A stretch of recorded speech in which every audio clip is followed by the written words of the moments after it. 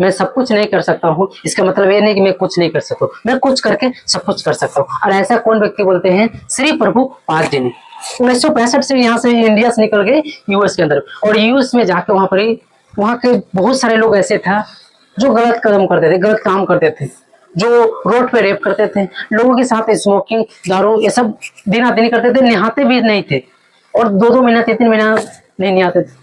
और वहां की सरकार भी उनसे परेशान हो गए थे, नहीं सरकार से हैंडल नहीं हो रहा था।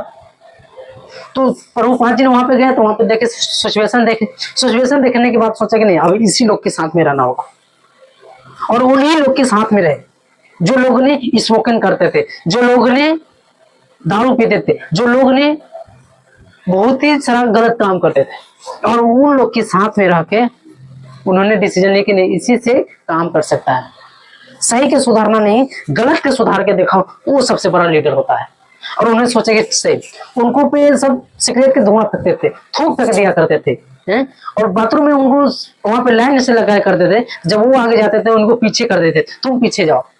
और फिर भी उन्होंने सह के दुख सह के रह के वो लोग के साथ में, फिर इतना दिक्कत देने के बाद भी फिर भी प्रभुपाद जी ने वो लोग के साथ खाना बना के, और खाना खुद बना के उनको खिलाए।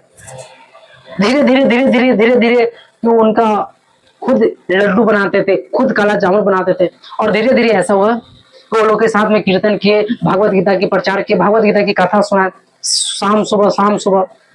और एक दिन हुआ कि एक हैप्पी ने उनसे पूछ लिया, श्री प्रभुपाद जी पूछे कि तुम दारू क्यों पीते हो, स्मोकिंग क्यों करते हो?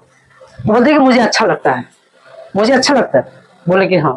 बोले कि अगर तुमको दारू पीने से तुमको एक और नशा दे दूं जो इससे 1 गुना बेहतर, अगर तुम वो नशा कर लेते हो तो तुम्हें ये सब नशा छोटा पड़ जाएगा। अब वहां के आदमी था, बोला कैसे? बोला कि हरि नाम की तुमको एक कथा है, और उस कथा के तुम जगह पकड़ लेते हो, उस हरि नाम जगह जप लेते हो, तुमको ये सब चीज आपको छोड़ना पड़ जाएगा। अब धीरे धीरे वो लोग की मजा आने लगा, अच्छा लगे लगा, क्योंकि शाम सुबह कीर्तन करते थे, उनको साथ में लड्डू खिलाते थे, लड्डू साथ में उनको खाते थे और खिलाते थे। और धीरे धीरे हुआ कि इनका जो विचार से बनाते थे, जो संस्कार से वो लोग गए थे मकसद से, वो मकसद पूरा कर रहे थे, क्योंकि उनको काम था सही चीज के पहुंचाना, गलत व्यक्ति के सुधार के और रियली में बताना। और उन्होंने यही काम किए, अपने संस्कार और अपने विचार से इतना अच्छा से प्रभावित किए लोगों की।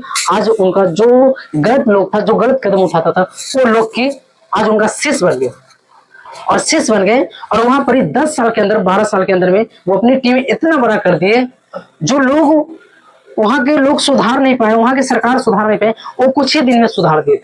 और वहां के सरकार भी वहां पे बोले कि आपको बहुत बहुत धन्यवाद, और आप जो मैं नहीं सुधार पाए वो आप सुधार दिए। और वहां पे 10,000 टीम पुर जाने के बाद उन्होंने क्या काम किया, सबको अलग अलग कंट्री में भेजने के। तुम बोले कि तुम इंडिया में जाओ, तुम अमेरिका में जाओ, 2-2 करके सबको टीम बना के भेजे अलग अलग, और सबको बता दे कि हम तुम्हें सिखाए, अब तुम्हें सिखाना है लोगों की, और लोगों की सही चीज पहुंचाना। तो ये इनका मकसद था कि मैं सही चीज पहुंचाऊं, और सही चीज के सही लोगों तक पहुंचाऊं। इनका काम था गलत लोग के सुधारना, और वही गलत लोग सुधर गए तो आज गलत करते भी नहीं। तो इनका मकसद है।